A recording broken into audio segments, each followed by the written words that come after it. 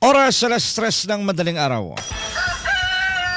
Gising na! Balitaan na! Maiinit na balita, hindi pa huhuli, hindi pa titinag. Mga balitang sabay-sabay nating mamarkahan. Markado! Kasama si Mark Bakalalad. Markado! Magandang madaling araw mga kapuso. Ngayon po'y Lunes, ika-4 sa buwan ng Mayo taong 2026. Tara na at markahan ang mga balitang dapat niyong malaman. Mga balitang siksik, mabilis at detalyado. Ito po ang programang Markado kung inyong kapuso, Mark Makalalad. Markado! Sa latag ng ating mga balita, unahin natin. 13 lugar sa bansa makararanas ng danger level o mapanganib na heat index o damang init ngayong araw. Sa pagtaya ng Pag-asa, posibleng pumalo sa 44 degrees Celsius ang heat index sa Dagupan City, Pangasinan, habang 43 degrees Celsius naman sa Sinait, Ilocos Sur, Lawag City, Ilocos Norte at Bacnotan, La Union. 42 degrees Celsius naman ang inaasang damang init sa MMSU, Batac, Ilocos Norte, Apari at Tugigaraw, Cagayan, San Aldefonso, Bulacan, Taucamiling, Tarlac, San Jose Occidental, Mindoro, Cuyo, Palawan, Maasin, Southern Leyte at Davao City. Kaugnay ito, pinapayuhan ng mga residente sa mga nabanggit na lugar na iwasang magbilad sa init ng araw at ugaling uminom ng sapat na dami ng tubig para makiiwas sa dehydration, heat exhaustion o heat stroke. Markado! Halaga naman ang nalulugi sa mga magsasaka dahil sa tagtuyot, umabot na sa 3 bilyong piso. Ayon kay Assistant Secretary Arnel de Mesa, tagapagsalita ng Department of Agriculture, partikular na apektado ng drought o tagtuyot ang ilang bahagi ng Cagayan, Mimaropa Region at Central Mindanao. Bago man kasi nagkaroon ng El Nino Alert, nakaranas na ng tinatawag na moisture stress ang mga nasabing lugar at mababa rin sa normal ang nararanasang pag-ulan kaya nagkaroon ng tagtuyot.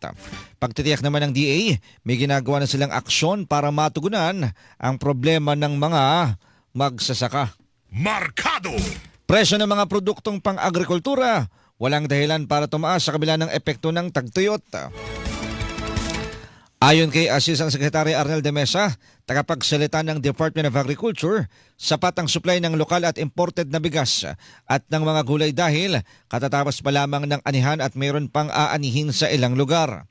Sa ngayon puno rin umano ang mga cold storage facility ng mga supply ng karne ng baboy, baka at manok. Gayunman pinaghandaan niya ng susunod na panahon ng anihan dahil sa posibleng epekto ng pagtaas ng presyo ng langis, pagtaas ng presyo ng fertilizer at ng El Nino. Markado! Ulat naman na tataas ang presyo ng bigas sa mga pamilihan, ikinadismaya ng isang grupo ng magsasaka.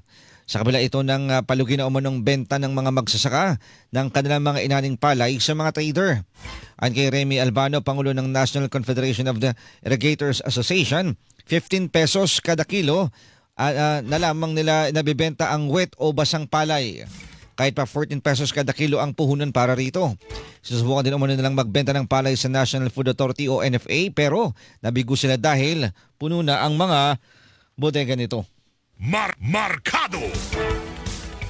Nasa 2 tonelada naman ang mga double-dead na karne na sabat ng National Capital Region Police Office sa isang bodega sa Marikina City.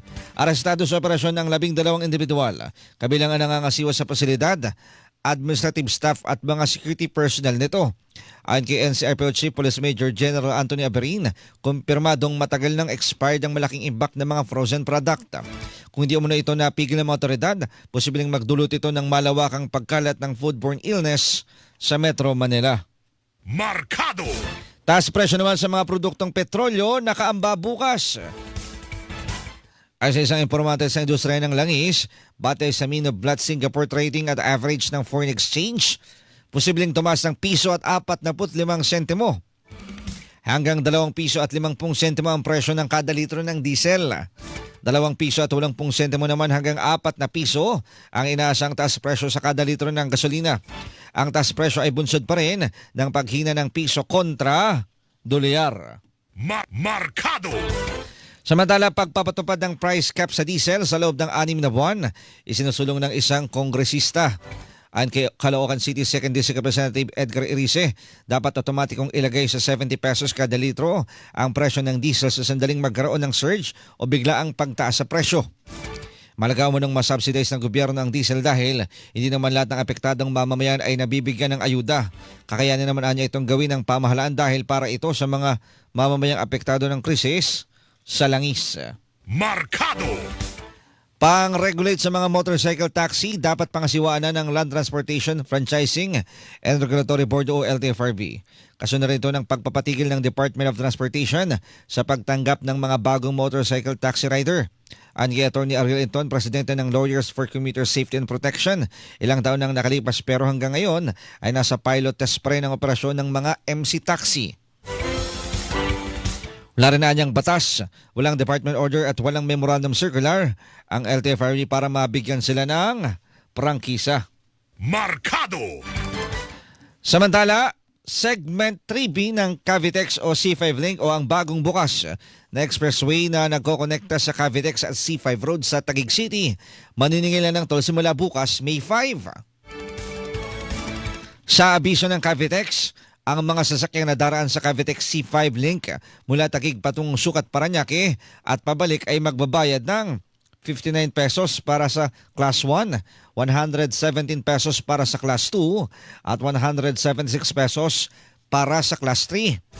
Habang ang mga sasakyan namang manggagaling ng Taguig at patungo ng Ross Boulevard o Zapote ay may toll fee na 97 pesos para sa Class 1. 195 pesos para sa Class 2 at 291 pesos sa Class 3. Markado! Sa ibang mga balita, o mga kapuso, tanggap muna tayo. Meron po tayong isang nagmamadaling Superradio DZWB Flash Report! Pantay Kalsada! tatlong sasakyan nagbanggaan sa bahagi ng EDSA Ortigas. Alamin natin ang buong detalye sa ulat na yan ni Olan Bola. Olan! Mark, tatlong sasakyan nga, no? Tatlong kotse po itong nagbanggaan dito sa Ortigas flyover mismo. Ito ay southbound sa EDSA. Ang sasakyan na involved dito ay isang taxi at dalawang kotse. Ang sanhi nito ay yung traffic dito sa may unahan, yung pababang side ng Ortigas flyover dahil ginagawa yung kalsada, nakahinto daw itong mga sasakyan, itong taxi at sa unahan niya ay yung isang kotse. At dire-diretso itong isang kulay itim na kotse at nabundol o natumbok niya itong taxi na yung taxi naman bumangga doon sa kotse nasa unahan niyang kotse. Wala naman nasaktan dito sa insidente pero tumagas yung langis nitong nakabanggang kulay itim na kotse at nilagyan nga nila ng kusot para hindi madulas dito yung mga motorista, partikular yung mga nagmumotor. Napakadelikado. O kaya meron silang dala-dala. Ang sakop na nito ay dito sa Mandaluyong. Ang rumesponde dito ay Mandaluyong City Police at dadali nila itong mga sasakyan na involved sa aksidente sa traffic sector ng Mandaluyong. Ulitin ko lamang, walang nasaktan po dito sa insidente pero naglilika na po ito ng traffic sa mga sandaling ito. Olan.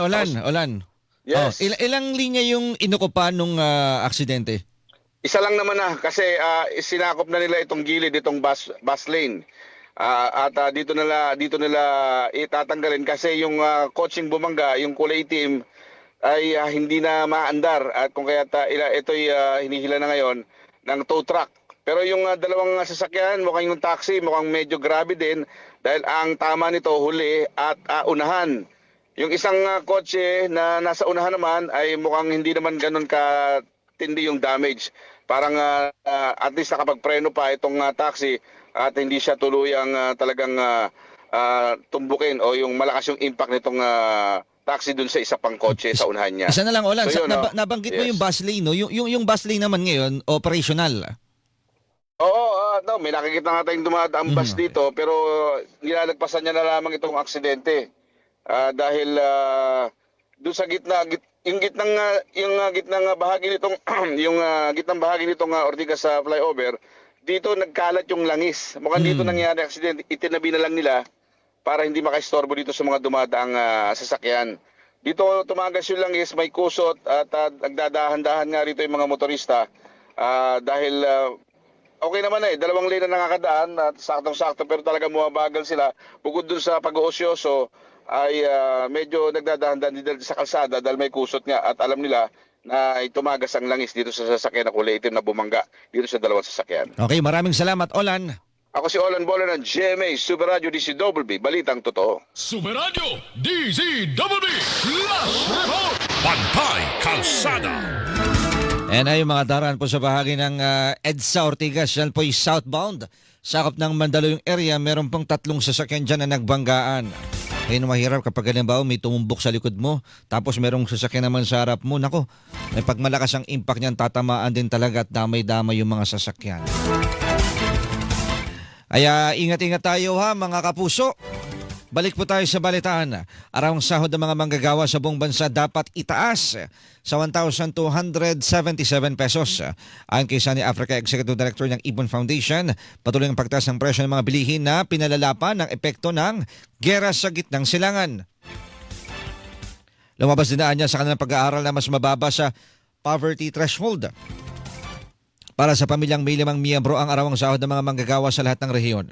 Sa ngayon, 695 pesos ang minimum na arawang sahod ng isang manggagawa sa Metro Manila o katumbas ng 15,116 pesos kada buwan. Markado. At mga estudyanteng mula sa middle income household, maaaring mag-apply sa Education Service Contracting o Senior High School Voucher Program.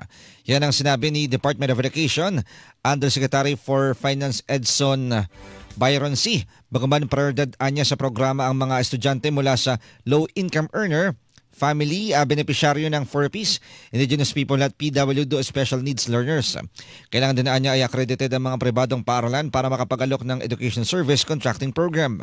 Meron kasing limit sa mga private school na nag-aalok ng ESC sa mga estudyante mula grade 7 hanggang grade 10 pero wala namang limit para sa senior high school o grades 11 at 12. Markado. Mga kapuso, yan pong una bahagi ng ating balitaan. Standby lang po kayo ha dahil magbibigay din lamang tayo sa ilang mga paalala. Ang oras,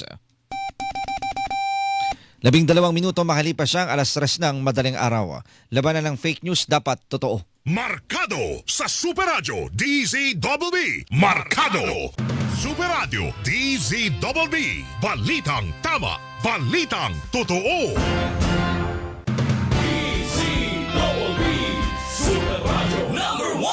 Mercury Drug gising 24 oras sa mga piling lugar. Mercury Drug tumutulong para sa kalusugan ng bayan. Para sa iba pang impormasyon ng kanilang serbisyo, bisitahin ang website www.mercurydrug.com. Pagbabalitang walang kinikiningan, walang pinoprotektahan, walang kasinungalingan, serbisyong totoo lamang. Super Radio DZWB. Hindi pa huli, hindi pa titinag. Super Radio DZWB. Prime Time. Alas 6 hanggang alas 7 ng umaga. Walang humpay na pagbabalita at paghimay sa issue. Melo del Prado sa Super Radio DZWB. Alas 7 hanggang alas 8 ng umaga. Ratsyana naman sa pagbabalita ang tambalang Joel Reyes-Abel at Melo del Prado sa Super Balita sa Umaga Nationwide. Alas 8 hanggang alas 9 ng umaga. Malalimang pagtalakay sa mga init na balita. Hatid ni na Rowena Salvacion at Joel Reyes-Abel sa Saksi sa Double B. At alas 9 hanggang alas 10 ng umaga, hindi pa aawat ang tambalang Arnold Clavio at Connie Season sa pagtalakay sa mga isyu ng bayan. Sa one-on-one, walang personalan. Super Radio DZWB Prime Time. Pagbabalitang walang kinikiningan, walang pinoprotektahan, walang kasinungalingan, serbisyong totoo lamang.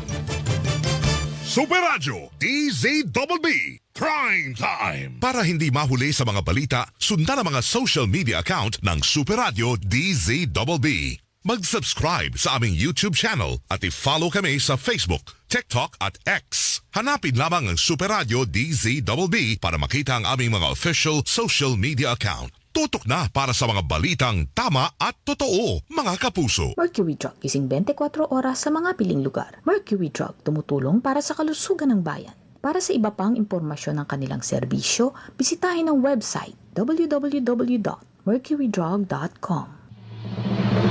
Nangunguna sa Mega Manila ang GMA Radio sa buwan ng Marso ayon sa AGB Nielsen Media Research. Number 1 sa AM station ang Super Radio DZBB 594 na nakakuha ng 56.3% audience share. Number 1 sa FM station ang Barangay LS 97.1 na nakakuha ng 54.9% audience share. Damang-dama namin ang init ng inyong pagmamahal, mga kapuso at kabarangay. Maraming salamat po dahil kami pa rin ang numero 1 sa inyong puso. Super Radio DZBB at Barangay LS 97.1 GMA Radio number 1.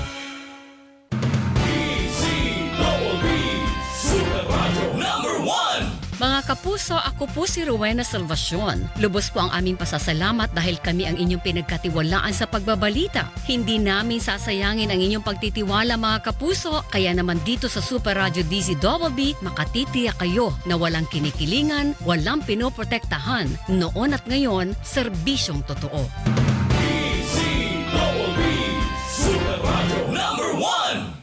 DZBB, Balitang Totoo. Kayo'y nakikinig sa Markado. Nagbabalik po ang programang Markado dito sa Super Radio DZBB.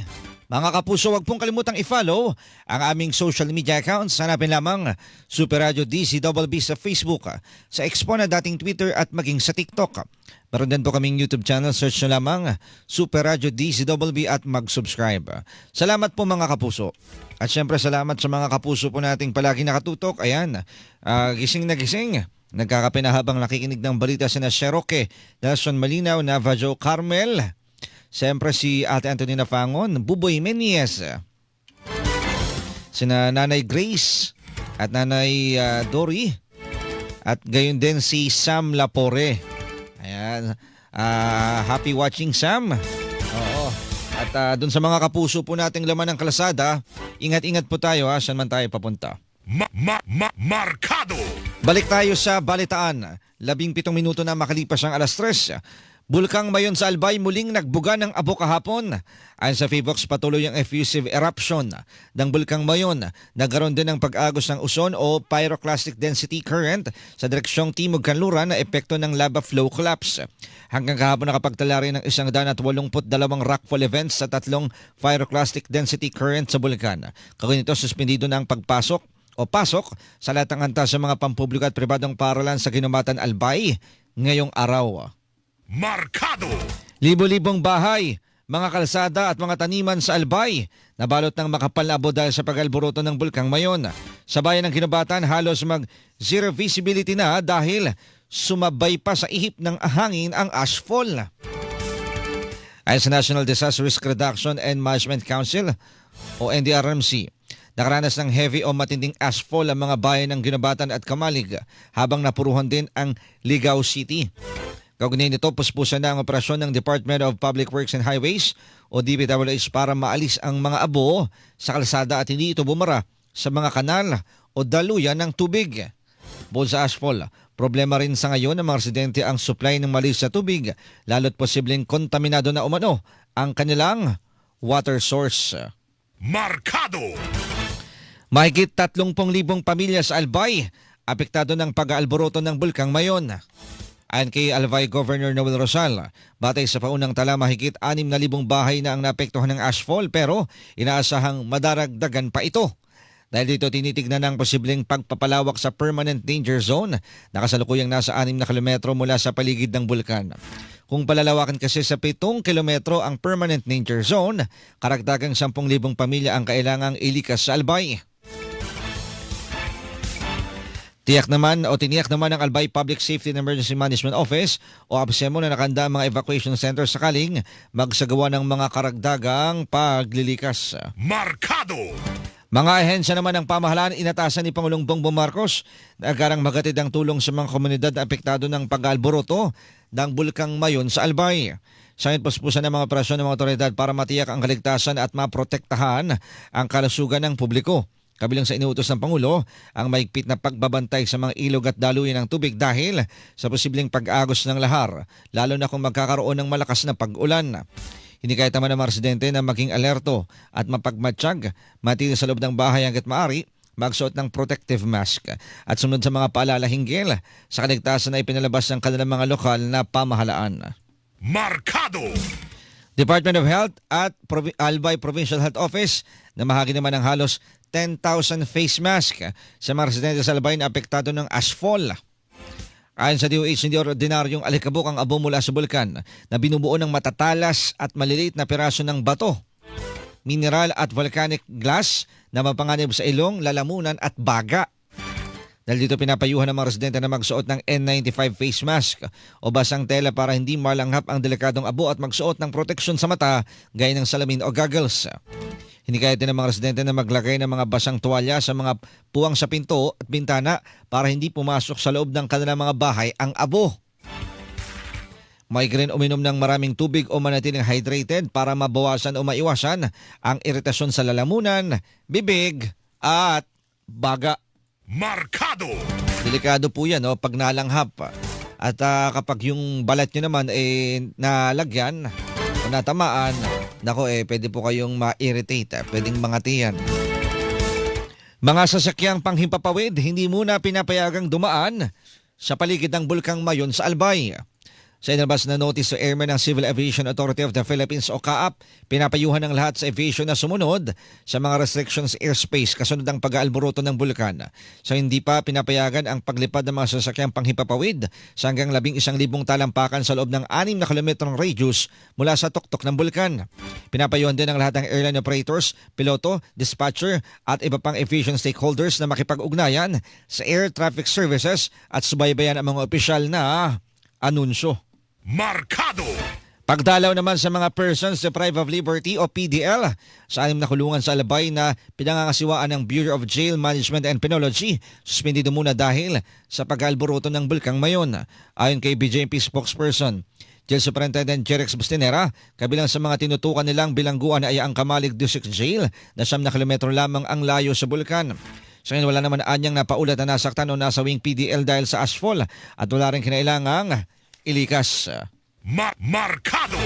Committee report naman ng House Committee on Justice hinggal sa impeachment laban kay Vice President Sara Duterte. Inaasang i-a-adapt ngayong araw.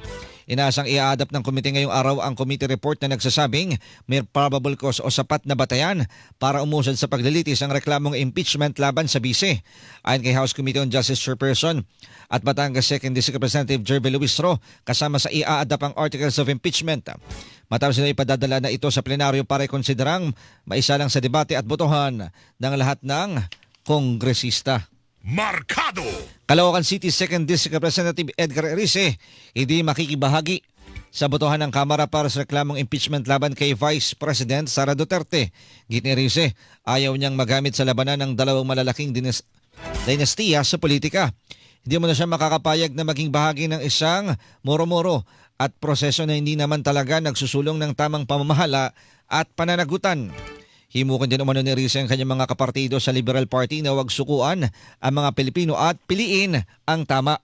Markado! Senado walang dahilan para hindi agad umaksyon sakaling maiakyat na sa kanilang articles of impeachment laban kay Vice President Sara Duterte. Ayon kay dating Senate President Aquilino Coco Pimentel III, may papasa sa Senado ang articles of impeachment ng nakasesyon. Kaya kung magkakaroon pa ng delay ay lalabagin nito ang kahulugan ng salitang forthwith. Mabala pa niya posibleng mauwi sa kudeta kung haharangin ng ilang senador ang impeachment laban sa bise. Mangailangan lamang kasi ng 13 boto para maghalal ng bagong Senate President, pero sa ngayon ay mas marami anyang kasapi ng minorya sa Senado.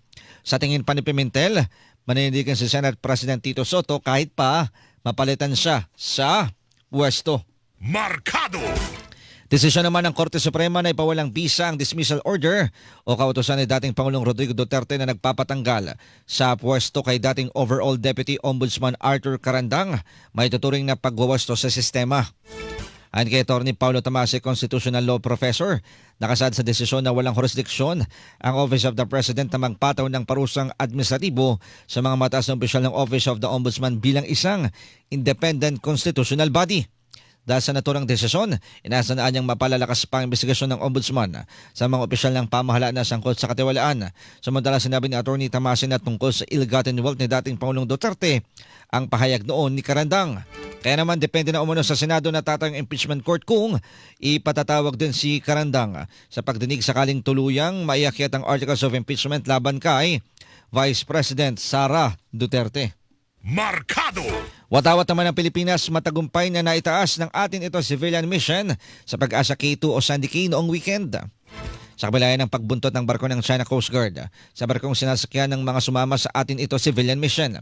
Gamit ang isang rubber boat, nalasutan nila ang mga Chinese vessel hanggang sa marating ang Pag-asa K2 kung saan itinaas ang watawat ng bansa. Malinaw na mensahe umano ito na sa atin ang West Philippine Sea at walang anumang intimidasyon ang kayang bumura sa katotohanan ito. Markado! At presensya ng 4 na research ship ng China sa loob ng Exclusive Economic Zone ng Pilipinas, ikinaalarma ng Philippine Coast Guard. Gamit ang dark vessel detection technology mula sa Canadian government, na-detect ng PCG ang naturang mga barko ng China. Kabilang dito ang ocean bed mapping vessel na Xiang Yang Hong, 33 sa Rizal Reef malapit sa Palawan, hydroacoustics research vessel na Xian 1, deep sea research vessel na Jiageng at barkong Zhu Huaihyun. Kung ganito, nagpadala ang PCG ng mga barko at eroplano para maobserbahan at itaboy ang mga barkong Anal ay hindi simpleng dumaraan lamang sa EEZ ng bansa. Markado! At Amerika may tuturing pa ring superpower kung ikukumpara sa China sa usapin ng operasyong militar. Yan ang sinabi ni Dr. Renato De Castro, Defense Analyst at Professor sa Department of International Studies sa De La Salle University. Kasunod ng insidenteng panggigipit ng China sa mga barko ng Pilipinas sa West Philippine Sea. Ayon kay De Castro, subok ng kakayahan ng Amerika tulad na sa ipinakita nitong operasyon laban sa Iran, hindi katulad sa puwersa at kagamitan ng China. Samantalang nakatakdang bumisita sa China si US President Donald Trump sa May 14 hanggang May 15. Markado! At mga kapuso, dyan na po nagtatapos ang ating balitaan. Mga balitang siksik, mabilis at detalyado. Salamat po sa mga nakasama natin sa loob at labas ng himpilan.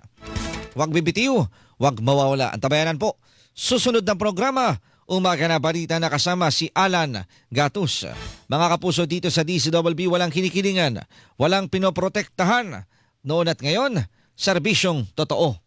Markado sa Super Radio DZWB. Markado!